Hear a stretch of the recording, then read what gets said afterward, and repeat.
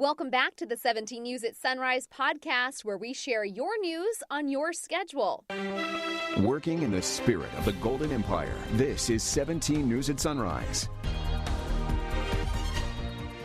Good morning. Right now at 5, the battle for bigger stimulus checks looks dead in the Senate. Plus, the Trump administration responds to criticism that vaccinations are going slower than hoped. What could speed them along coming up? Meantime, Governor Gavin Newsom announces the state is implementing a new plan for schools aimed at having them all open for in-person instruction in early spring. And the community of California City joins police in the quest to find out what happened to 3-year-old Orson and 4-year-old Orrin West, missing for a week and a half now. This is Thursday, December 31st, 2020. Good morning. Good to have you with us. I'm Maddie Jansen, anchoring from home here in Tehachapi. Taylor Schaub is holding down the fort in studio. It is so hard to believe, Taylor, we have made it to the final day of 2020. It's hard to believe it's the longest and maybe slowest year of my entire life. And it's starting off with a little bit of a sprinkle. Isn't that right, Kevin? I know parts of Kern County right now are seeing a little bit of rain, a little unexpected.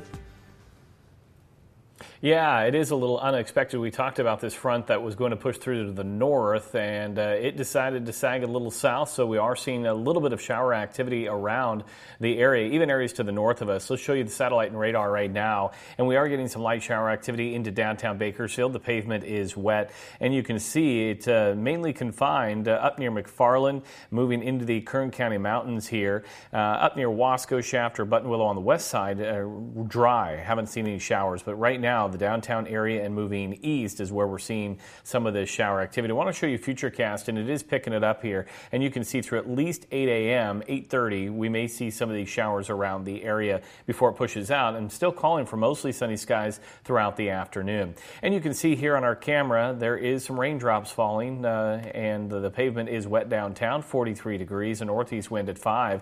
Visibility is good. As we take a look at the temperatures today, we're going to start out in those 40s, and then we'll be looking at the 50s this afternoon. Out of Tehachapi, 36 degrees right now, a much warmer morning than what we were seeing yesterday when we were at 19, a northwest wind at 10. There is a wind advisory in place until noon, so keep that in mind as this front pushes on through, and you can see we are seeing a little bit of a wind over the Grapevine through the 58 and just east of the Kern River Valley. And as we take a look at the numbers for today, it is going to be a cool day with temperatures in the upper 30s, possibly seeing some lower 40s out there as well. We'll have much more in your forecast. That's coming up in just a little bit. For now, back over to you. All right, thanks, Kev. Making news around the nation. If you're hoping to get more than $600 in stimulus money from the government, don't wait by the mailbox or look for it in your bank account. Despite support from Democrats and President Trump, a key Republican leader says there's no realistic path to pass it. NBC's Chris Pallone is on Capitol Hill to explain why. Maddie, good morning. The Senate is back in session today. Priority number one will be to pass that key military spending bill now that efforts to raise stimulus checks from $600 to $2,000 appear to be dead.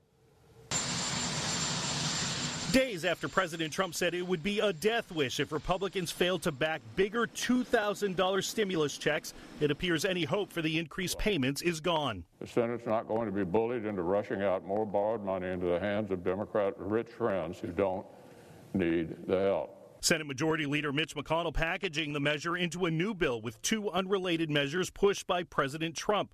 Democrats say McConnell's move is designed to kill it. Is this where Senate Republicans are going to draw the line? $2,000 checks to the American people? That is a bridge too far?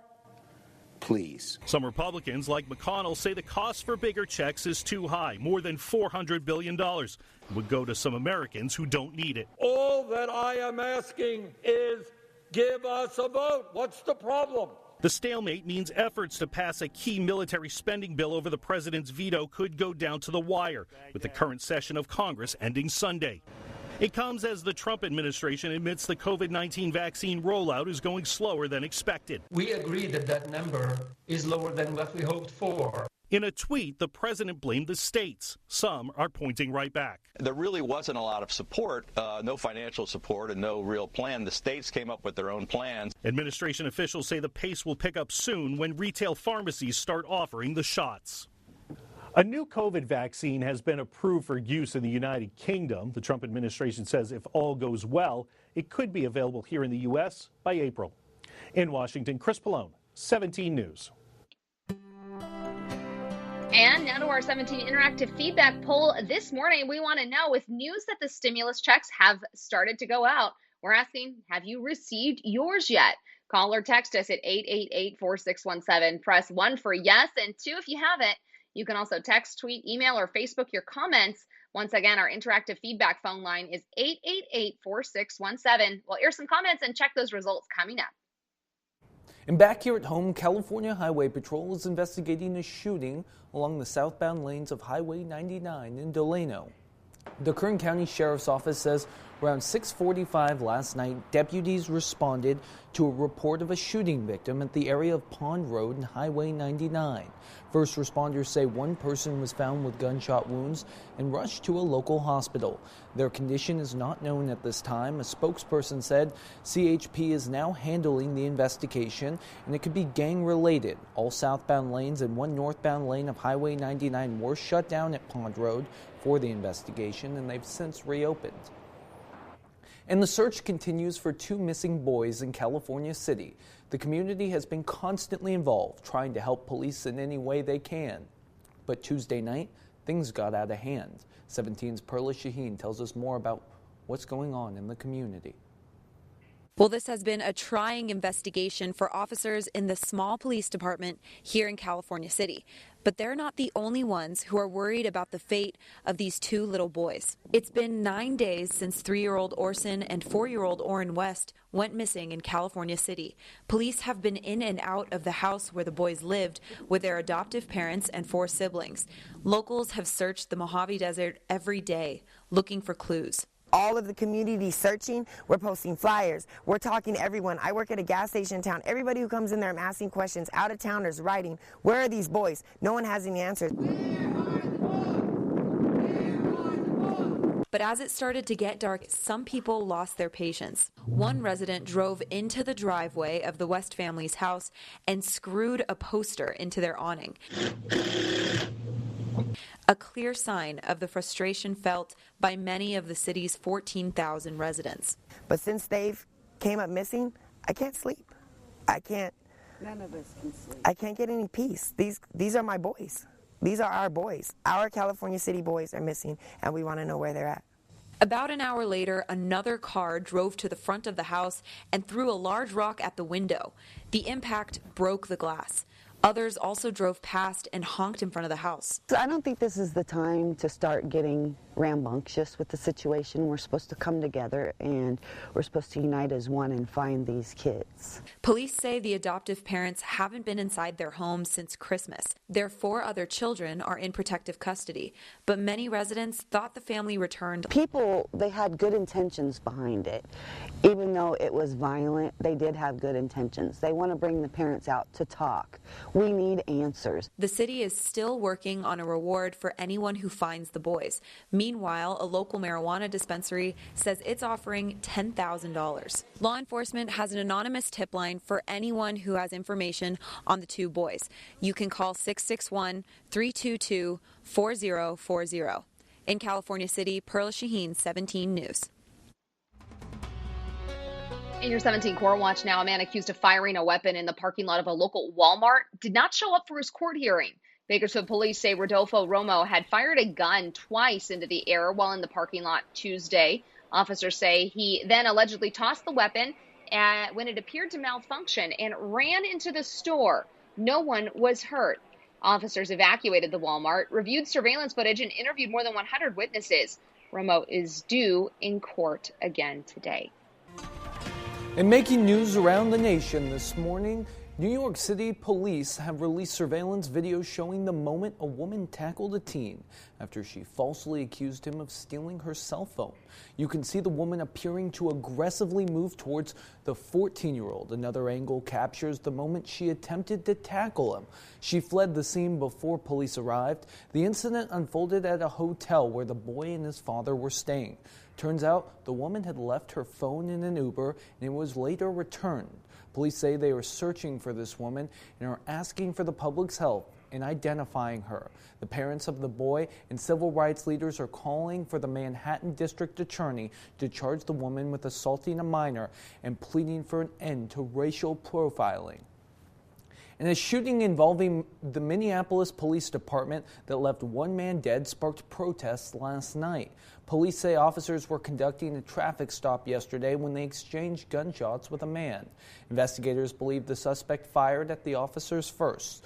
The police chief says he plans to release body cam footage of the incident sometime today. A crowd began to form at the scene as news of the shooting spread. The Minneapolis police chief urged demonstrators in the city to remain peaceful as the investigation at the scene continues. We cannot allow for destructive criminal behavior. Our city has gone through too much. And so if, in fact, those demonstrations or protests should evolve into civil unrest, then I will make the decisions in terms of how we can try to peacefully resolve that. KGET Business Watch is brought to you by Grapevine MSP Technology Services, the Valley's leading IT service provider. Welcome back here at 524. In your 17 Business Watch, the dream of owning a home is slipping further and further out of reach. Adam Data Solutions is out with its fourth quarter 2020 U.S. home affordability report. It found that median home prices of single-family homes and condos slipped into unaffordable territory across a majority of the country. 55% of the counties had enough data to analyze. The report found that home prices were up at least 10% in more than 3/4 of those surveyed. Yet rising wages and historically low mortgage rates helped keep median home prices close to affordable for average wage earners across the country. Well, tomorrow is the start of a brand new year, which often comes with new pledges to get healthy. For many, that includes financial health. According to the Financial Health Network, in 2020, 2/3 of Americans were not considered financially healthy. Lending Club released these tips to staying financially solvent habits and take stock of your financial life. Look at your spending habits and identify if you're living within your means. Create a budget every month and stick to it. Identify ways to save, decrease your overall debt load, borrow responsibly, and plan and invest in your future. Taking small concrete steps can make a daunting resolution achievable. Well, we're just days away from Dating Sunday on January 3rd, historically the busiest day of the year for online dating. More and more Americans are logging on to find love and embracing virtual connections due to the pandemic. NBC's Liz McLaughlin has tips to navigate the very virtual world of modern dating. More hopeful matches are looking for love online as we approach Dating Sunday, typically the busiest day of the year for dating apps. There's a mix of New Year's resolutions, there's maybe some post-holiday breakups, Valentine's Day is right around the corner. An annual boost to an already record-setting year for the online dating industry, which has seen dramatic growth since the start of the pandemic.